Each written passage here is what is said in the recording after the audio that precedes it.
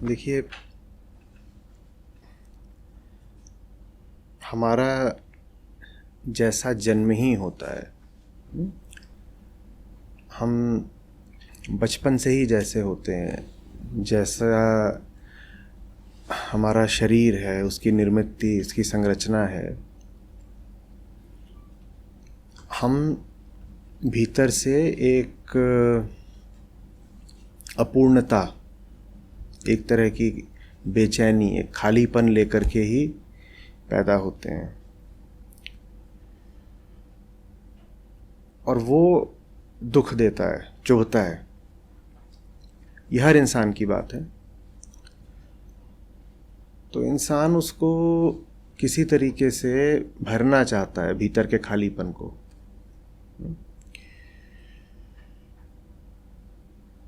तो हिंसा की शुरू करने के लिए अभी आज की चर्चा को जो मैं परिभाषा दे सकता हूँ वो ये है कि भीतर की बेचैनी का इलाज करने की कोशिश करना बिना उस बेचैनी को समझे, यही हिंसा है। मैं भीतर से एक खलबली सी अनुभव करता रहता हूँ, ठीक है, ज़िंदगी में कुछ कमी है, अच्छा नहीं लग रहा, मन उद्विग्न रहता है। उसका मुझे कुछ तो करना पड़ेगा ना। जैसे शरीर में तकलीफ़ हो तो इंसान कुछ तो उसका उपचार करना चाहता है, वैसे ही मन को लगातार तकलीफ़ बनी हुई है, उसका कुछ इलाज करना है। उसका नकली इलाज, बिना बीमारी को समझे इलाज करने की कोशिश हिंसा है।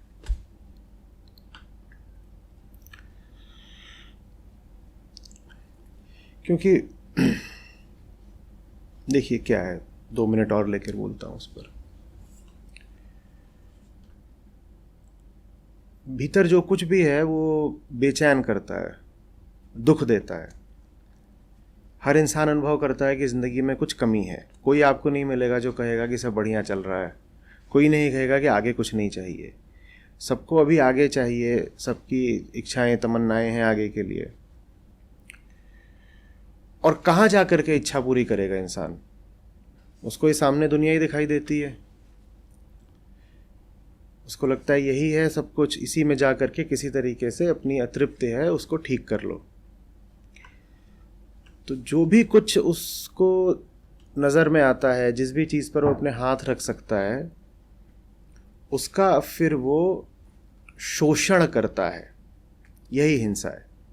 चूँकि वो खुद को नहीं समझता, अपनी बेचैनी को नहीं समझता, इसीलिए वो ये नहीं समझता कि क्या करके वो चैन तक, शांति तक पहुंच सकता है। फिर उसको बाहर जो कुछ भी दिखाई देता है, रुपया, पैसा, जीव जंतु, स्त्री पुरुष, वो हर चीज़ पर चढ़ बैठना चाहता है और किसी भी तरीके से उसका इस्तेमाल करके अपने खालीपन को भरना चाहता है। तो इसलिए हमें हर तरीके की हिंसा दुनिया में दिखाई देती है। जिन पर हिंसा की जा रही है वो स्वयं भी हिंसक हैं। बस बात संयोग की है, बात इसकी है कि किसका पलड़ा भारी पड़ जाता है। 2 हिंसक पशु हैं, आपस में वो भिड़े हुए हैं, एक जीत जाता है, एक हार जाता है। जो हार गया है, जिसका शोषण हो रहा है, उसका बस चले तो वो भी शोषण कर ही डाले, हिंसक वो भी है। तो ऐसा नहीं है कि जो शोषक है मात्र वही हिंसक है, जो शोषित है वो भी हिंसक है। हिंसा का संबंध अनिवार्य रूप से शोषक होने, एक्सप्लॉइटर होने या एक्सप्लॉइटेड होने से नहीं है। हिंसा का संबंध अनिवार्य रूप से आंतरिक अज्ञान से है। जो खुद को नहीं जानता, जो अपने मन को नहीं समझता, दुनिया में वो है क्या और ये दुनिया क्या चीज़ है इसको नहीं समझता, वो हिंसक ही होगा। उस हिंसा की अभिव्यक्ति भले ही 10, 20, 100, 50 अलग अलग रूपों में होती रहे। वो सब जो रूप हैं आपने कहा, उसकी चर्चा होगी अभी। तो क्या हम सबकी प्रवृत्ति ही ऐसी है, या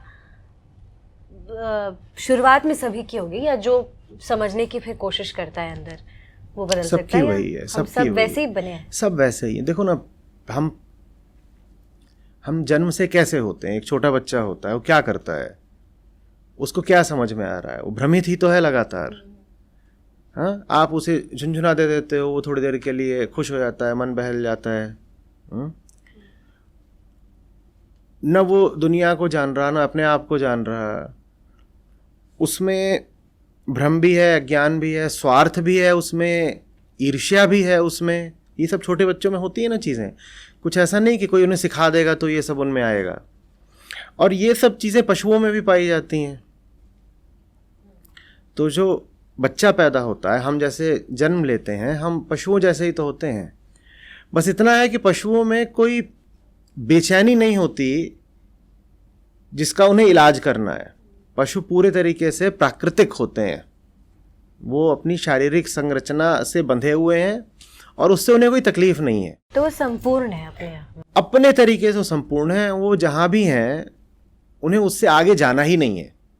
और अगर वो उससे आगे नहीं जाते तो वो घबरा नहीं जाते हैं, उनको तनाव, मनोरोग, डिप्रेशन, एंग्जाइटी ये सब नहीं हो जाता है। शेर जंगल में घूम रहा है, वो कोई तरक्की थोड़ी कर पाता है ज़िंदगी में। ऐसा थोड़ी होता है कि गरीब पैदा हुआ था और कोशिश करके अमीर हो गया। कोई मुकाम लेकर नहीं घूमे, उसे कोई मुकाम चाहिए ही नहीं। लेकिन इंसान चूंकि भीतर से खाली है, एक तरह से पिछड़ा हुआ है, तो उसे एक मुकाम की तलाश है।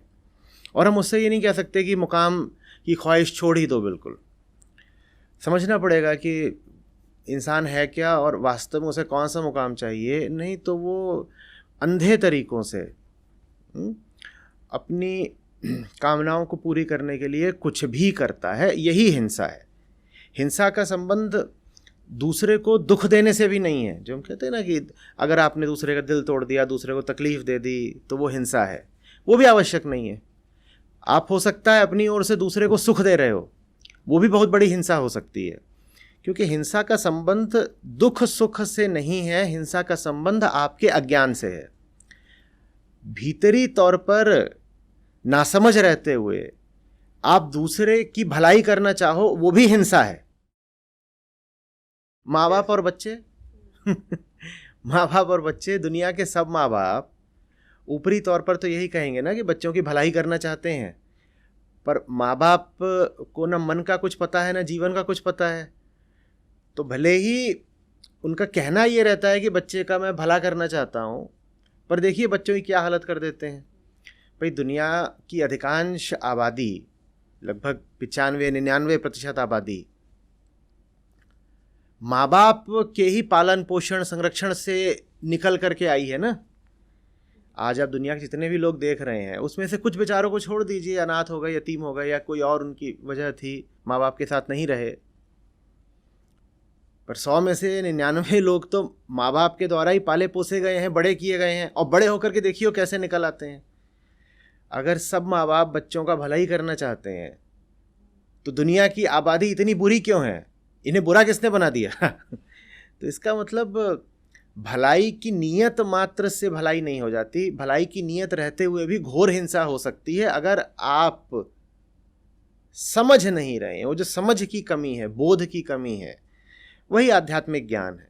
उसके बिना हिंसा होगी ही होगी। तो ये एक जात का कंडीशनिंग जिसको बोलते हैं, और ये कंडीशनिंग ट्रेडिशन पे ज़्यादा आधारित रहती है, जिससे फिर वो बच्चा जैसे बड़ा होता जाता है, प्रश्न पूछने की या सोचने की जो एबिलिटी है वो नहीं करता है। जैसे मैं एक उदाहरण देती हूँ, मुझे वीगनिज़म के बारे में आई थिंक मैं कुछ 20 साल की थी या 22 साल की थी तब पता चला। तब तक मेरे मन में ये प्रश्न भी नहीं आया कि ये दूध कहाँ से आ रहा है। मतलब पता है गाय से आ रहा है, लेकिन कैसे आ रहा है, किसके लिए आ रहा है, ये सब प्रश्न मेरे मन में आए नहीं। एंड वो शायद कंडीशनिंग के कारण था। नहीं, ये भी हो सकता है कि ये जो प्रश्न आया कि ये दूध कहाँ से आ रहा है, ये भी एक तरह की कंडीशनिंग हो। मूल प्रश्न ये नहीं है दूध कहाँ से आ रहा है, मूल प्रश्न ये है मैं कहाँ से आ रहा हूँ। भाई ऐसा थोड़ी है कि बच्चे सवाल नहीं पूछते हैं। बच्चे बहुत तरह के सवाल पूछते हैं, पर उन सवालों से कोई बहुत लाभ होना नहीं है। मैं ये नहीं कह रहा हूँ उन सवालों का उत्तर नहीं दिया जाना चाहिए या उन सवालों को दबा दिया जाना चाहिए। पर बच्चा जो प्राकृतिक रूप से प्रश्न पूछ रहा है वो ठीक है, उसकी जिज्ञासा कौतूहल है, कुछ उसका दे दीजिए उत्तर समुचित। लेकिन उनसे बहुत लाभ होने वाला नहीं है। जो मूल प्रश्न है वो ये है कि ये मन क्या चीज़ है, इसमें क्या चल रहा है, इसको चाहिए क्या। अगर वो ये प्रश्न नहीं पूछ रहा है तो बहुत सारे प्रश्न पूछेगा। क्रिकेट मैच चल रहा होता है, लोग बार बार पूछते हैं स्कोर क्या हो गया, स्कोर क्या हो गया। अब इन प्रश्नों से क्या लाभ है। तो हम बहुत ज़्यादा एम्फेसिस दे देते हैं, महत्व दे देते हैं इस बात को कि सवाल पूछो। लेकिन सिर्फ सवाल पूछने से क्या होगा, व्यर्थ के सवाल पूछते रहिए जीवन भर, उससे कुछ मिलना नहीं है। देखिए, हम जैसे आपने अभी प्रश्न करा ना, उसमें थोड़ा सा ये भाव निहित है कि बच्चा ठीक ठाक पैदा हुआ था, कंडीशनिंग ने उसको ख़राब कर दिया। नहीं, वो बात नहीं है। हम पैदा ही गड़बड़ होते हैं। ऐसा नहीं है कि हम ठीक पैदा हुए थे और कंडीशनिंग ने, सामाजिक व्यवस्था ठीक नहीं थी और शिक्षा व्यवस्था ठीक नहीं थी और तारे ज़मीं पर हो गया तो उस कारण हम खराब हो गए। वो सब नहीं है बात। वो सब हम अपने आप को बताते हैं। बच्चे की मासूमियत का जो सिद्धांत है, जो बच्चे की मासूमियत का हमने एक सपना बना रखा है, उसको बरकरार रखने के लिए। बच्चा नहीं मासूम पैदा होता, बच्चा जानवर पैदा होता है। तो कंडीशनिंग जिसको आप कहते हैं, थोड़ा सा हम उस पर बात करेंगे। है क्या कंडीशनिंग? एक बच्चा है, आप उसको कुछ बोल रहे हो, कुछ आपने उसको बता दिया, यही कंडीशनिंग है ना। तो कंडीशनिंग भी एक प्रकार का ज्ञान है। ऐसा नहीं है कि बच्चे को कुछ बताना गलत है। सही ज्ञान बच्चे की पुरानी कंडीशनिंग को साफ करता है। कंडीशनड तो हम पैदा होते ही हैं ना। कौन सी कंडीशनिंग लेकर के? संस्कारित हम पैदा हुए हैं। वो कौन सी कंडीशनिंग है जो हम लेके पैदा हुए हैं? बायोलॉजिकल, जैविक कंडीशनिंग ना। इसमें भूख लगी है, खाना बहुत खाना बढ़िया, है, बहुत सांस अच्छे। तो भूख लगी है, खाना खाना है, खाना नहीं मिला तो शोर मचाना है। ठीक है, छोटा सा बच्चा भी होता है, उसे गुस्सा आ जाता है तो ऐसे पकड़ करके नोचेगा। अब ये सब तो हम लेके पैदा हुए ही है ना। ये हटाने के लिए भी ज्ञान जरूरी है। तो ऐसा नहीं है कि बच्चे को अगर आप कुछ चीजें बता रहे हो, सिखा रहे हो, तो ये अपने आप में कोई गुनाह हो गया। नहीं, ये आवश्यक है कि बच्चे को वही बातें बताई जाएं जिनका सवाल उसने करा है। क्योंकि अगर आप उसको वही सब बताएंगे जिसके बाबत वो सवाल कर रहा है, तो उसके सवाल तो बहुत सीमित होते हैं। और उसके सवाल भी कहाँ से उठ रहे हैं? वो भी उसकी अपनी फिजिकल कंडीशनिंग से उठ रहे हैं। तो उन सवालों का ही उत्तर दिया गया यदि मात्र, तो बच्चे को कोई बहुत लाभ नहीं होना है। तो एक बात तो ये कि बच्चे को बताना, सिखाना, पढ़ाना, उससे बातें करना बहुत आवश्यक है। जो बातें उससे की जा रही हैं, जो शब्द उसके कान में पड़ रहे हैं, जो प्रभाव उसके मन पर पड़ रहे हैं, अगर वो उसकी फिजिकल कंडीशनिंग को, उसकी जो प्राकृतिक पाशविक वृत्तियां हैं, उनको हटा पा रहे हैं, तो हम उसको फिर कह देंगे कि उसको ज्ञान मिल रहा है। ज्ञान की निशानी ये होती है कि वो मुक्ति देता है, बंधन खोलता है किसी लिमिटेशन से उसको, है ना। कि बच्चा है, मान लीजिए, अब वो मान लिया हो गया 2 साल का, हो गया 3 साल का, हो गया, उसको कोई छोटा बच्चा मिल गया और 6 महीने का, और इनमें भी आपस में बड़ी ईर्ष्या वाली हो जाती है। एक 1.5 साल वाला हो घर में, एक 6 महीने वाला आ जाए, और 1.5 साल वाले को उससे समस्या हो जाती है कि सब उसको देख रहे हैं, हमें नहीं देख रहे। तो अब उसको आपने कुछ बातें बताई, उसको बैठ करके उसके तरीके से, जैसे वो समझ सके, आपने उसको कुछ समझाया। ये बताना अगर उसको बेहतर बना देता है, तो इसको हम कह देंगे ज्ञान मिला उसको। अब उसके जो पाशविक बंध थे, जो उसकी एनिमल इंस्टिंक्ट्स थी, उससे उसको थोड़ी मुक्ति मिली। लेकिन माँ बाप जो बता रहे हैं, या टीवी से उस पर जो प्रभाव पड़ रहा है, अगर उससे उसकी फिजिकल कंडीशनिंग के ऊपर सोशल कंडीशनिंग की एक तह और पड़ रही है, धूल के ऊपर धूल की एक तह और पड़ रही है, तो आप कहिए कि वो बच्चा कंडीशन किया जा रहा है। असल में शिक्षा का उद्देश्य क्या है? शिक्षा का उद्देश्य है कि हम जिन संस्कारों और बंधनों के साथ पैदा ही हुए हैं, शिक्षा उनका समाधान करे, बंधनों की गांठ को खोले। शिक्षा का ये उद्देश्य है। पर शिक्षा ऐसा तभी कर पाएगी जब शिक्षा में ही आत्मज्ञान निहित हो। इसी तरीके से बच्चे को जो संस्कार दिए जाते हैं, वो संस्कार ऐसा नहीं है कि सब व्यर्थ ही हैं। बच्चे को संस्कार तो देने पड़ेंगे, पर वो संस्कार ऐसे होने चाहिए जो पुराने संस्कारों को काटें। लेकिन हम गड़बड़ क्या कर देते हैं कि चूंकि हम खुद ठीक से संस्कारित नहीं हैं, हमारे अपने ही पुराने बंधन नहीं कटे हैं, तो बच्चे को जब संस्कार देते हैं वो उसके पुराने संस्कारों को तो नहीं ही काटते हैं, वो स्वयं नए बंधन बन जाते हैं। तो ऐसी सी बात है कि बच्चा बीमार पैदा हुआ, और क्या बीमारी है उसकी? उसकी देह ही उसकी बीमारी है, उसकी बायोलॉजी, उसकी बर्थ ही उसकी बीमारी है। एक बीमारी वो लेके पैदा हुआ, और फिर जहाँ पैदा हुआ जिस दुनिया में, वहाँ से बड़े बूढ़े शिक्षक और माँ बाप और सब जिम्मेदार किस्म के लोग हैं, वो कह रहे हैं भाई हमारे पास दवाइयाँ हैं, हम तुम्हारी बीमारी को दूर करेंगे। और जो ये जिम्मेदार किस्म के लोग हैं, ये खुद एकदम गोल हैं दिमाग से, तो इन्होंने उसको दवाई दे दी, उसको ठीक करेंगे। उस दवाई को क्या बोलते हैं? सामाजिक संस्कार और शिक्षा।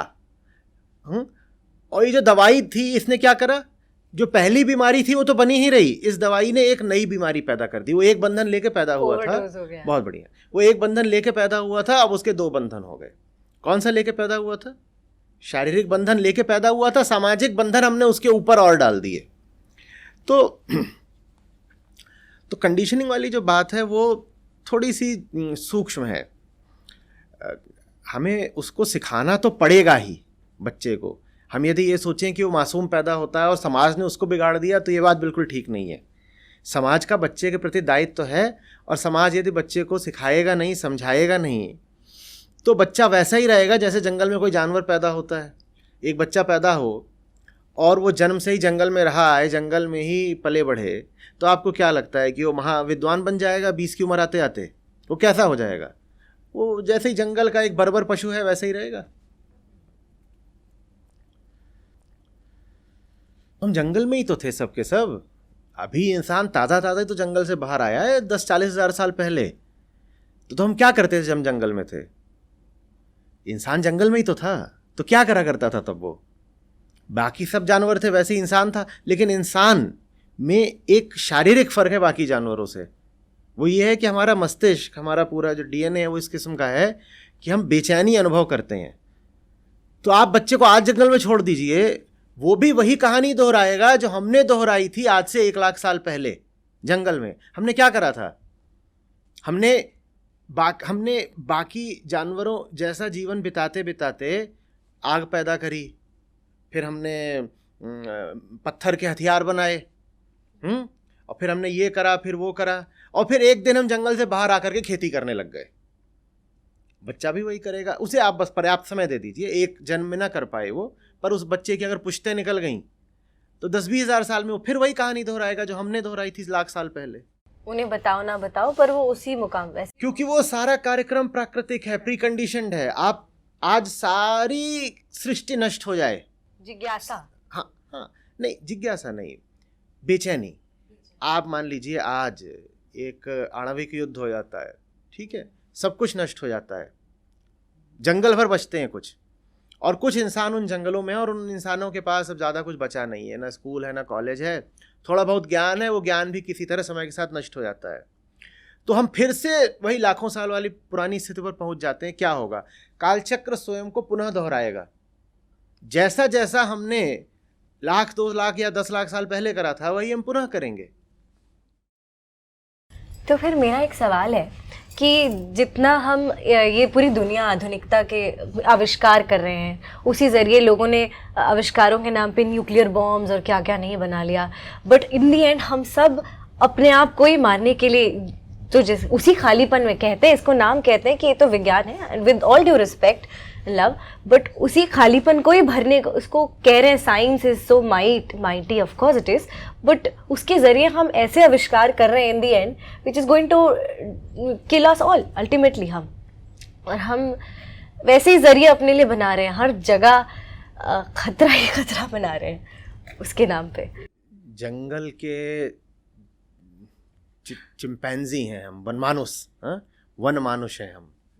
आप उसके हाथ में स्टेन गन दे देंगे या न्यूक्लियर वेपन का बटन दे देंगे तो वो क्या करेगा?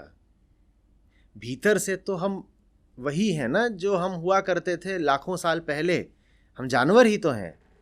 जानवर जिसने कपड़े पहन लिए हैं, जानवर जिसने भाषा सीख ली है, जानवर जिसके पास अब कई तरह की तकनीकें आ गई हैं, ताकत आ गई है, लेकिन अपने अंतिम भीतरी केंद्र पर तो उसकी वृत्तियां सब पाशविक हैं। हम कुछ भी ऐसा करते हैं क्या जो जंगल के जानवर नहीं करते मूल रूप से। हमें क्या चाहिए? हमें ताकत चाहिए, जंगल के जानवर को भी वही वृत्ति रहती है। हमें अपने अपने कबीले पर राज करना है, हम अपने क्षेत्र में किसी और को घुसने नहीं देना चाहते, हम अपना ही वंश चलाना चाहते हैं। नर को मादा के पीछे भागना है, वो जंगल में भी होता है, वो शहर में भी होता है। तो बहुत अंतर थोड़ी आ गया। अंतर बस ये है कि जो छटपटाहट हम में है वो जंगल के जानवर में नहीं है। तो हमारी जो मूल कामना की है वो है छटपटाहट से मुक्ति की, और हमारी छटपटाहट इतनी गहरी है कि वो हमसे न जाने कितने अपकृत्य करा लेती है। वही हिंसा है। हमारी जो भीतरी तड़प है वही बाहर हिंसा बनकर अभिव्यक्त होती है। जो इंसान खुद दुखी है दूसरों को दुखी करेगा ना, बस यही हो रहा है। तो एनिमल इंस्टिंक्ट तो अभी भी है ही, अभी भी है, शायद जानवरों से ज्यादा है। अभी भी है ही। और बेईमानी ये हुई है कि चूंकि हम शहर में रहने लगे हैं, हमने ये सब बना लिया है, हम कपड़े वपड़े पहन रहे हैं, हम सड़कों पर चलते हैं, तो हमारे लिए मानना और मुश्किल होता जा रहा है कि हम जानवर हैं। और जब तक हम ये मानेंगे नहीं कि हम जानवर हैं, तब तक हम उस जानवर का कोई इलाज भी नहीं कर पाएंगे। किसी बीमारी का इलाज हो सकता है अगर आप उसका डायग्नोसिस, निदान ही स्वीकार करने को तैयार ना हो। लेकिन हमें कुछ गलत लगता ही नहीं है, तो हमें लगता है हम बहुत बढ़िया हैं, हम बहुत बढ़िया लोग हैं, देखो हम क्या क्या कर लेते हैं, हम तो इतने अच्छे आदमी हैं। तो उपचार क्या है? क्या जल्दी पहुंच गई उस पे? नहीं, मैं जल्दी से उत्तर भी दे दिया। वो जो जानवर है भीतर, वो यूं ही नहीं बना हुआ है। हम उसको रोज रोज ताकत देते हैं अपने कामों से। तो उस जानवर से मुक्ति पाने के लिए कोई नया बड़ा काम नहीं करना होगा। आपने कहा ना कि बहुत बड़ा काम है, उससे तो डील करना नहीं, ऐसा नहीं है। उससे मुक्ति पाने के लिए सबसे पहले कुछ काम रोकने होंगे। नए काम शुरू करने ज़रूरी नहीं है। जो काम हम करे ही जा रहे हैं वो सारे काम कौन कर रहा है? हमारे भेष में जानवर कर रहा है। उन कामों को रोकना होगा, और वो काम हम बहुत मेहनत से करते हैं। उन कामों को करने के लिए हम जिंदगी भर खटते हैं, तब वो काम साकार होते हैं, तब भी हो नहीं पाते हैं। कामनाएं पूरी कहाँ होती हैं हमारी? और सारी कामनाएं हमारी पशुता की ही कामना है। जब आप ये समझ जाएंगे कि आप जिसको कहते हो अपनी कामना, अपनी हसरत, अपना उद्देश्य, अपना लक्ष्य, मैं ये हूँ, मुझे यहाँ जाना, ये करना है, वो सब कुछ नहीं है, वो भीतर का जानवर है जो ये सब करवा रहा है, तो फिर आप उन सब चीज़ों में बहुत जोर नहीं लगाओगे ना। उन चीज़ों में जोर लगाना ही हिंसा है, और उन कामों से हाथ वापस खींच लेना ही अहिंसा है। उदाहरण के लिए, जंगल का जानवर जान लगा देता है कि कबीले पे राज करूंगा, ठीक है। भेड़ियों के एक ही दल के दो भेड़िए आपस में लड़ मरते हैं। क्यों? क्योंकि सरदार दोनों को बनना है। सरदार हमें ही बनना होता है, और उसके लिए हम जिंदगी में कितनी मेहनत करते हैं। एक बार आप समझ जाएं कि ये भीतर का भेड़िया है जो ये सब कुछ कर रहा है, आप अपनी मेहनत रोक देंगे ना, जीवन में थोड़ी शांति आएगी। क्योंकि अगर आप भेड़ियों के सरदार बन भी गए तो रहे तो भेड़िए ही, क्या मिल जाना है उससे। यही सब काम इन पे लागू होते हैं कि भाई मुझे और पैसा कमाना है, मुझे इतना बड़ा घर बनाना है, मुझे अपना नाम बरकरार रखना है। ये सारे काम हमसे हमारा जानवर करा रहा है, और ये काम करने के लिए हम बहुत खट रहे हैं। हमारी खून पसीना एक हो गया है भीतर के जानवर को समर्थन देते देते।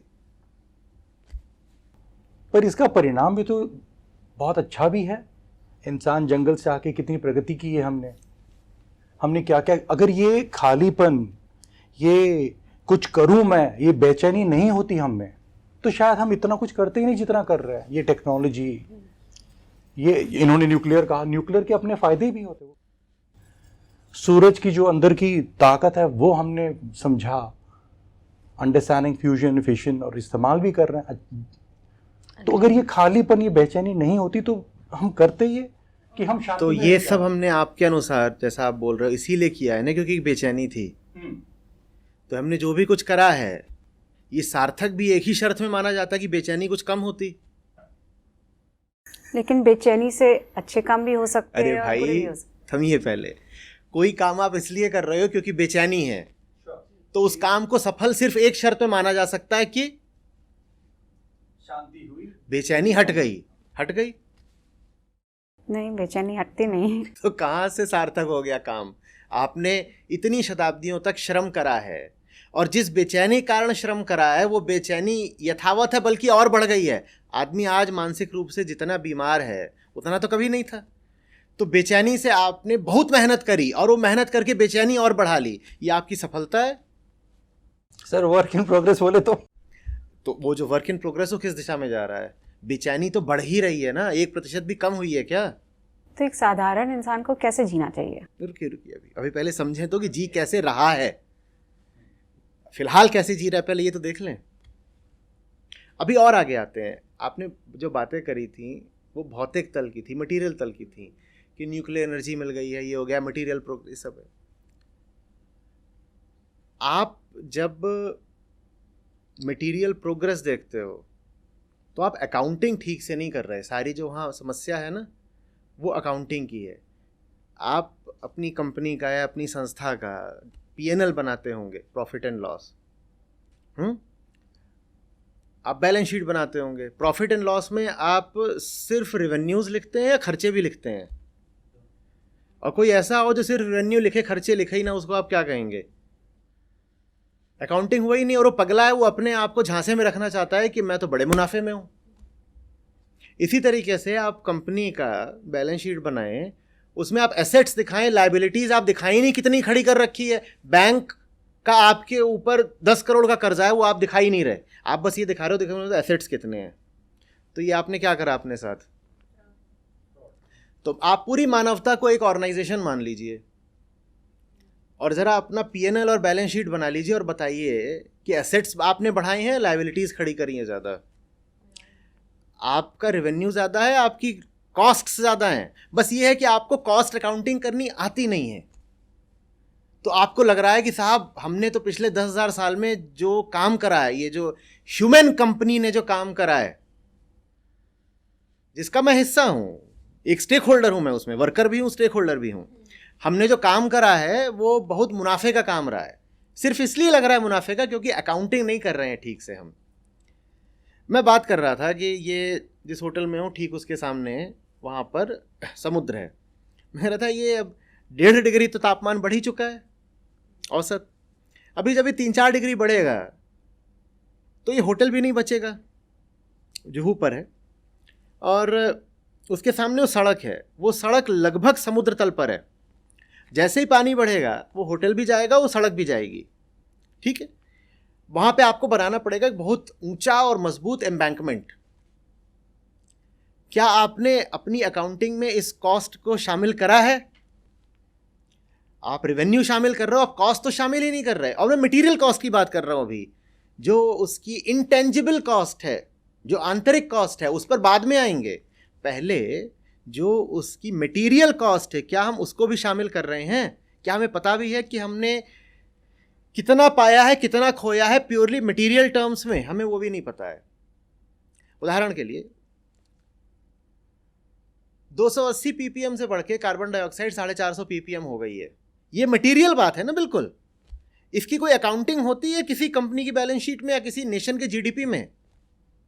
आपने जो तरक्की करी उस तरक्की में आपने इतना कार्बन वातावरण में उत्सर्जित कर दिया, पर आप जब अपना जीडीपी बताते हो कि मेरा जीडीपी इतना हो गया है और इतने प्रतिशत की उसमें बढ़ोतरी है, उसमें कहीं बताते हो कि उसकी इन्वायरमेंटल कॉस्ट क्या है?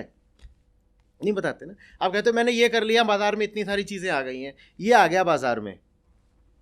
आप जब इसकी कीमत देते हो बाजार में, उसमें कहीं आपसे पूछा जाता है कि इसको बनाने में जितना आपने दुनिया को बर्बाद करा है उसका भी तो टैक्स दे दो, जबकि इसकी कीमत में दुनिया की बर्बादी शामिल है या नहीं शामिल है? और मैं दुनिया की इंटेंजिबल बर्बादी की, आंतरिक बर्बादी की बात नहीं कर रहा, मैं मटेरियल डिप्लीशन की बात कर रहा हूँ।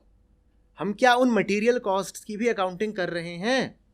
तो एक तो ये बात हुई कि आप जो ये पूरी व्यवस्था चला रहे हो वो नीचे से क्या लेती है? Raw material. रॉ मटेरियल की आपको अकाउंटिंग कर ही नहीं रहे। पृथ्वी को आपने पूरा खत्म कर दिया। आम आदमी की कामनाओं को पूरा करने के लिए क्या पृथ्वी के पास संसाधन है? है। नहीं है। अरे कहाँ से हैं? नॉर्मल जो जीने के लिए जो चाहिए वो है। आपके पास है। जितने लोग हैं दुनिया में सब आपके ही स्तर पे जीना शुरू कर दें तो पृथ्वी 10 पृथ्वियां चाहिए होंगी। आबादी की भी बात नहीं है, हमारा एक स्टैंडर्ड ऑफ लिविंग है, स्टैंडर्ड ऑफ कंजम्पशन है, जो कि औसत से बहुत ऊपर का है। हम यहाँ जो 4 लोग बैठे हैं भारत में ही, हम औसत से बहुत ऊपर का उपभोग कंजम्पशन करते हैं। भारत की पूरी आबादी सिर्फ उतना कंजम्पशन शुरू कर दे जितना कि हम लोग करते हैं, तो क्या पृथ्वी के पास उतने संसाधन हैं? और भारत की आबादी प्रति व्यक्ति पर कैपिटा उतना कंजम्पशन शुरू कर दे जितना औसत एक अमेरिका का व्यक्ति करता है, तो 17 पृथ्वियां चाहिए होंगी। तो आप जो अपनी कंपनी चला रहे हो, द ह्यूमन कंपनी, उसको तो रॉ मटेरियल की सप्लाई ही नहीं हो सकती, क्योंकि एक के बाद दूसरी पृथ्वी तो है नहीं कोई आपके पास। आप रॉ मटेरियल कहां से लाओगे अपनी कंपनी चलाने के लिए? तो पहली बात तो रॉ मटेरियल नहीं है। दूसरी बात, जो आउटपुट निकल रहा है उसमें आपका जो डिजायर्ड गोल था वो था बेचैनी से मुक्ति, वो तो मिली ही नहीं। इनपुट के तौर पे आप सब खा गए और आउटपुट आपका कुछ निकला नहीं। ये जो हमने मशीन बनाई है, the human machine, the human company, वो एक ऐसी मशीन है जो सारी मटेरियल चीजें खाई जा रही है, सब नष्ट कर दिया। जंगल खा गई, सारे संसाधन खा गई, मिनरल्स खा गई, जानवर खा गई, सब खा गई, समुद्रों को खा लिया, पहाड़ों को खा लिया, नदियों को खा लिया, जो कुछ भी मटेरियल था सब खा लिया हमारी ह्यूमन मशीन ने। आउटपुट क्या दिया है? और ज्यादा बेचैनी। हम कितने स्मार्ट लोग हैं, हम कितने स्मार्ट लोग हैं। इनपुट में क्या करा? पूरी पृथ्वी को खा लिया। यही करा है ना हमारी ह्यूमन मशीन ने पिछले 10,000 साल में, कि सारा रॉ मटेरियल खा लिया और बर्बाद कर दिया, सब कुछ नहीं छोड़ा। रेत तक खा गई, नदी किनारे की रेत तक हमने खा ली, ठीक, कुछ नहीं छोड़ा। और आउटपुट में हमें चाहिए क्या था? कि यार थोड़ा चैन मिल जाए, वो भी नहीं मिला। हम जबरदस्त लोग हैं कि नहीं? और बेचैन हो गए।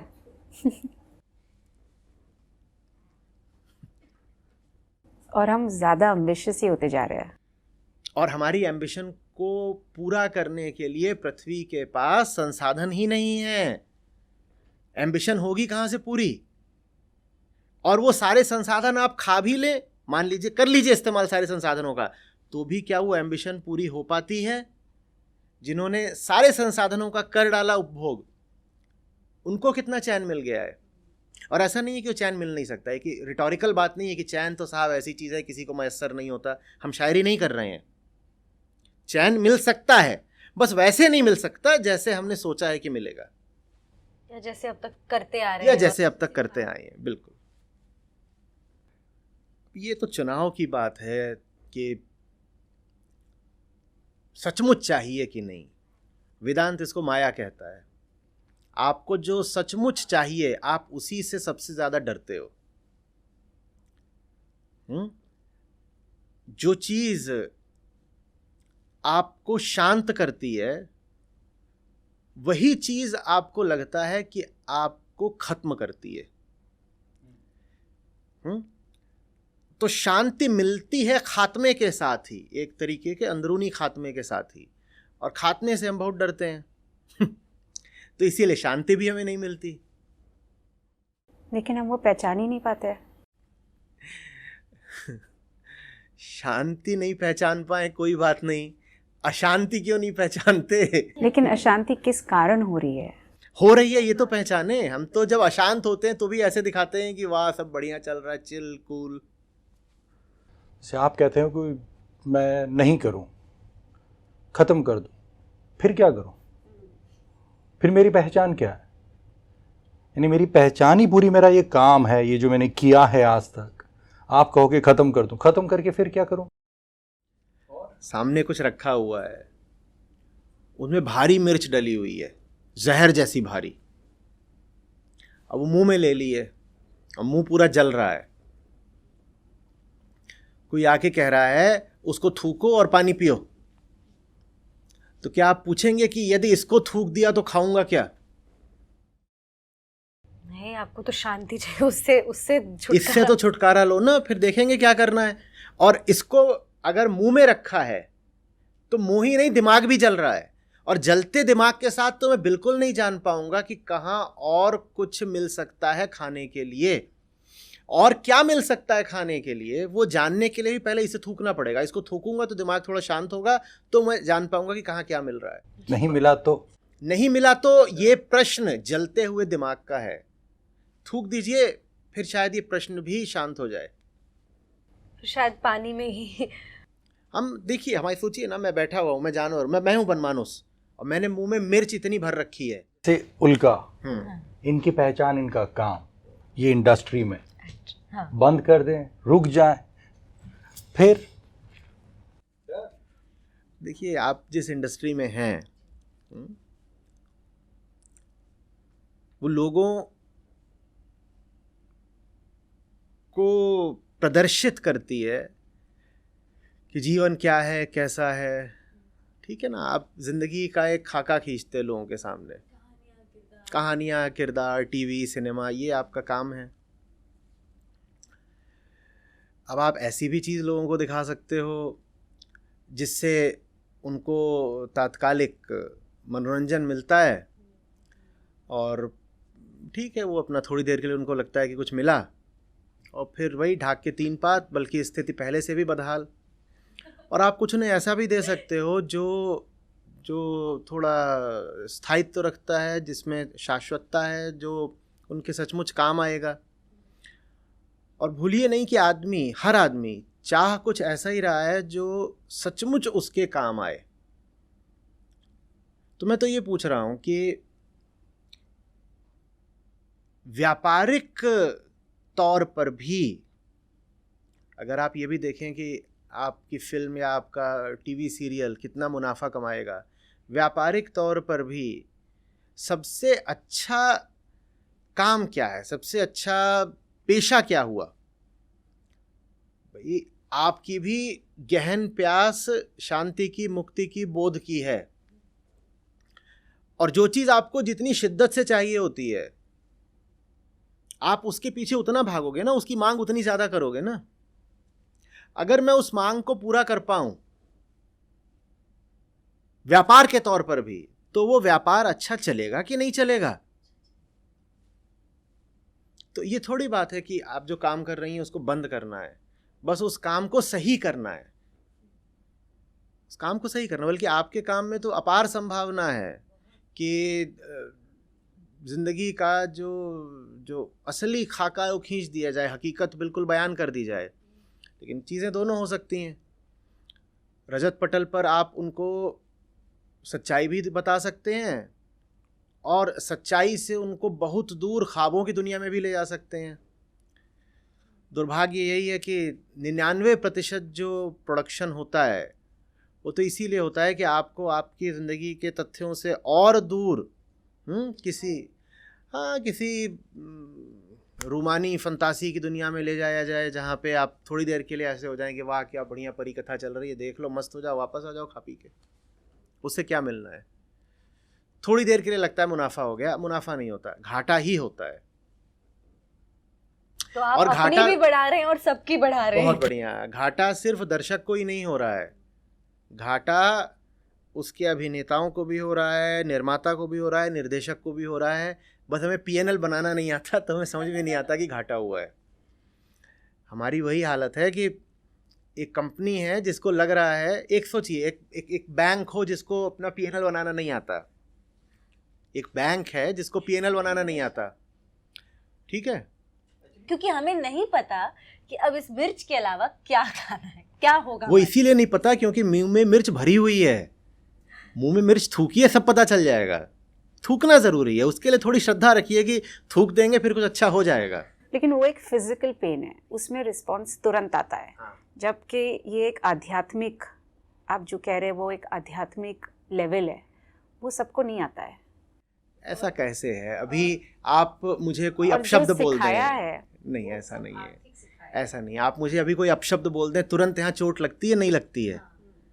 लगती है, नहीं लगती? आप किसी के घर जाएं, वो आपके लिए खड़ा ना हो, आपको पानी ना पूछे, तुरंत चोट लगती है, नहीं लगती है? तो ऐसा थोड़ी है कि मुंह में मिर्ची आएगी तभी चोट लगेगी। जो इंटेंजिबल चीज़ें होती हैं वो भी हमें चोट तो बराबर की देती हैं, तत्काल देती हैं, तो वो बात नहीं है। ना डिसाइड कर पा रहे हैं, ना समझ पा रहे हैं। बौखला गए हैं। हम बढ़ रहे हैं एक विस्फोट की तरफ। जैसे जैसे बबल बनता है ना पहले एक अर्थव्यवस्था में, और फिर वो फटता है। बबल भी कैसे बना था? आप 2008 का याद करिए, जो इकोनॉमिक कैटेस्ट्रॉफी हुई थी, वो पूरी क्या थी? यही तो थी कि आप जिन चीज़ों को अपना एसेट गिन रहे थे वो आपके एसेट थे ही नहीं, वो फिक्टिशियस थे। लाइबिलिटी आपकी खड़ी हुई थी, उनकी ओर आप ठीक से देख नहीं रहे थे। अपने आप को आप धोखा दिए हुए थे कि साहब मेरा बैंक तो बहुत मुनाफे में चल रहा है, और एक दिन आकर के सच्चाई आपको झटका देती है और आपको पता चलता है आपने इतने सालों तक सिर्फ और सिर्फ नुकसान कमाया है। तो वहाँ तो चलिए बस अर्थव्यवस्था की बात थी, कुछ बैंक दिवालिया हो गए, बच गए। यहाँ तो पूरी पृथ्वी दिवालिया है, और यहाँ सबको यही लग रहा है कि हम बहुत होशियार लोग हैं और मुनाफे का काम कर रहे हैं। हर आदमी घाटे का काम कर रहा है।